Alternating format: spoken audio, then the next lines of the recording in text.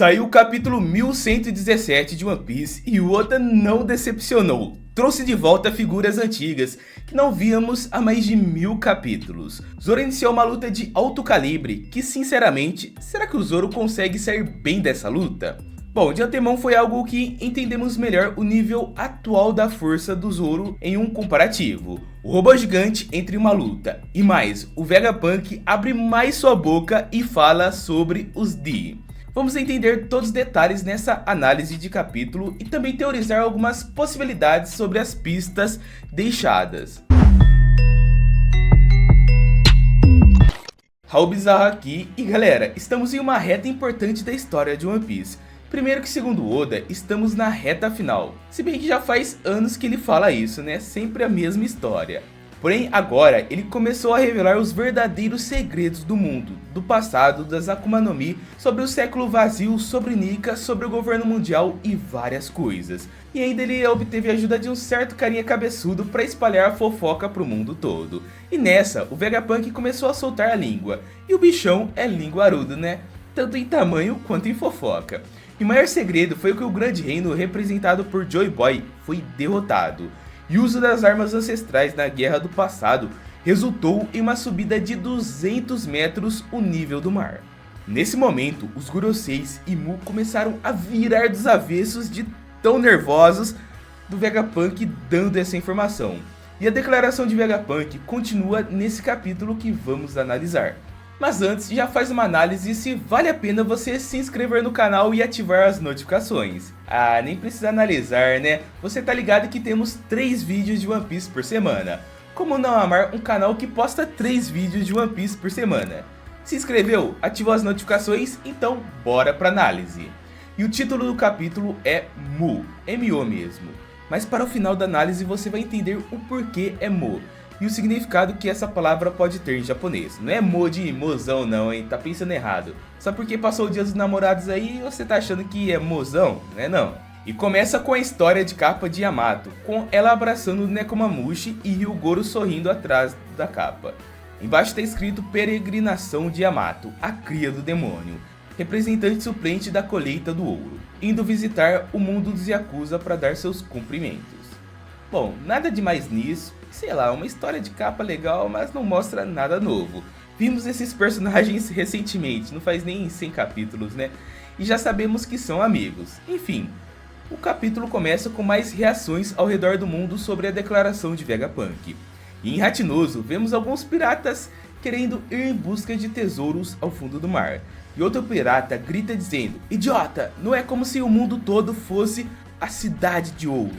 Aqui é claramente o Oda dando essa explicação pra gente, e ele sempre gosta de fazer esses diálogos pra explicação.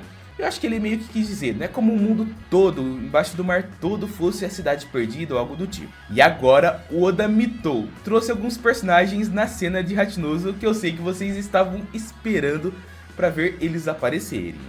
Gin, Pearl e Don Krieg. Eu já falei em outros vídeos, em vários vídeos aqui do canal, que uma hora ou outra esses caras apareceriam. Eu só não esperava que fosse no Novo Mundo e em Hatinoso. E pelo jeito já são afiliados da tripulação de Barba Negra. Dentre eles, o Don Krieg mudou bastante a aparência. Ele está com cabelo diferente e armadura com menos acessórios. E sabe o que eu achei legal? É que os piratas simplesmente ignoraram o caos do governo ter afundado o mundo todo e eles simplesmente só querem saber de uma coisa: tesouro. Eles estão pouco se lixando pra história, eles querem ouro, gold, gold. Outras pessoas que apareceram em outro quadro são Mont Blanc Cricket e a Aliança dos Macacos da Montanha, e eles estão em um navio se preparando para mergulhar e encontrar mais romance no fundo do mar. Então corta pro hospital da marinha, onde os membros da SWORD estão descansando. Eles estão feridos, mas não parecem muito mal. Kobe está na cama, porém consciente, mas está todo enfaixado. Kobe está preocupado que terá que anotar tudo e pergunta se isso vai virar um problema. O Prince Groose diz que a mensagem de Vegapunk levará a algumas conclusões muito preocupantes. E Kujaku então diz que é hora deles agir. Ei jovens, vão com calma aí, o que vocês estão pensando? E olha, pode anotar que essa galera vai ter cada vez mais importância, e pelo que parece, eles estão se organizando. Tanto é que no próximo quadro aparece o Drake, que também voltou de Wano. e reagindo à notícia e se recuperando em outro quarto do hospital. Depois corta pro Smoker e ele está andando na motoca dele que polui mais que um Opala andando pelo mar. É vrum vrum direto pro mar, né? E ele está indo pro hospital. E olha só, repara que eles estão se agrupando e dizendo que vão agir. O que eles vão fazer? Mudar o sistema da marinha? Acabar com piratas? Salvar o Garp? Seria legal, né? Eis a questão, vamos ver o que eles vão fazer. Então as nuvens param de se formarem e o Sunny fica próximo da fuga, com cola já no pente para ser ativado o pulão do navio, né? Pronto para fuga. Jinbe e Zoro chegam, mas de repente Najuro corre na frente deles e está prestes a cortar o Sunny. O Jinbe então o lança o Zoro para longe usando uma técnica nova chamada Gyojin Jujutsu. E o Zoro usa seu ataque Nitoryu Rashomon para bloquear o ataque do Najuro. Zoro usa as espadas Sandai Kitetsu e Ema para bloquear o Najuro, e relâmpagos negros de Haki e fogo aparecem quando suas espadas se chocam. Mas o Zoro percebe algo quando vê a espada de Najuro. Então os dois, tanto o Zoro quanto o Najuro dizem Kitetsu?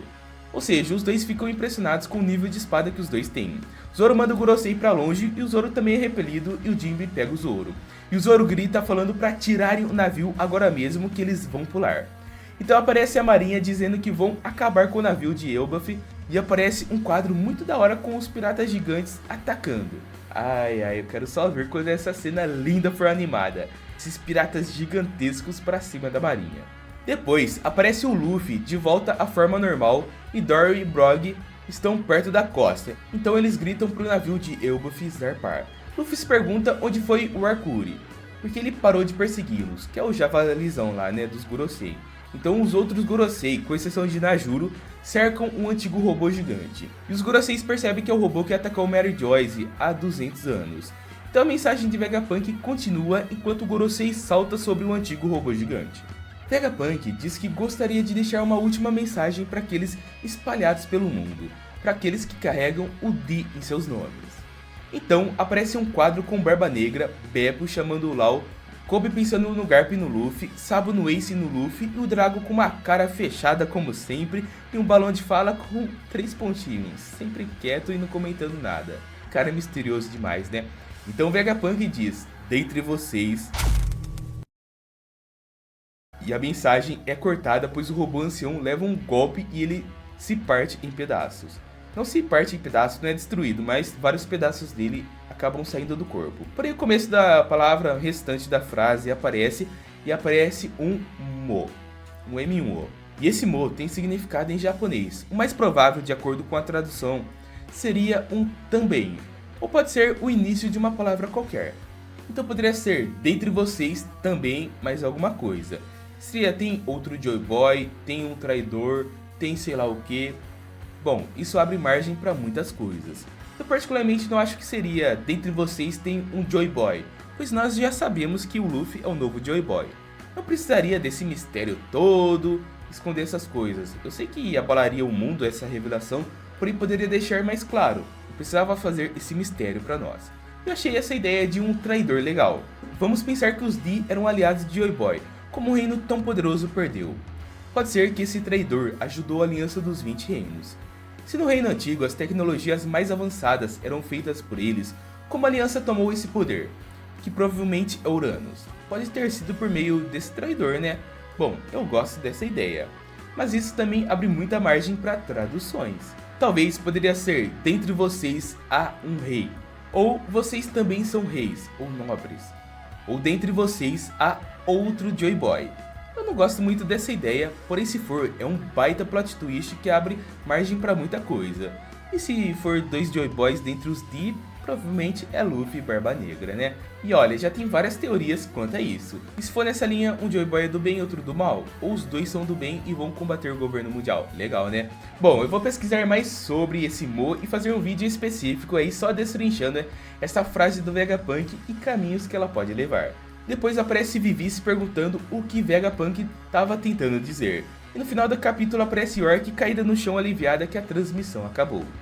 E aí, gostou da análise e dos comentários sobre o capítulo? Se gostou, já fortalece com aquele like que ajuda muito. E se gosta de mangá de One Piece, se inscreve no canal e ativa as notificações que eu vou trazer muito mais vídeos dessa obra maravilhosa que tá só o filé do filé. Esse mangá tá incrível, né? Não tem como não amar One Piece, né? E na tela tem 2 vídeos de One Piece te esperando. Clica que eu garanto que você vai curtir. Te espero no próximo vídeo.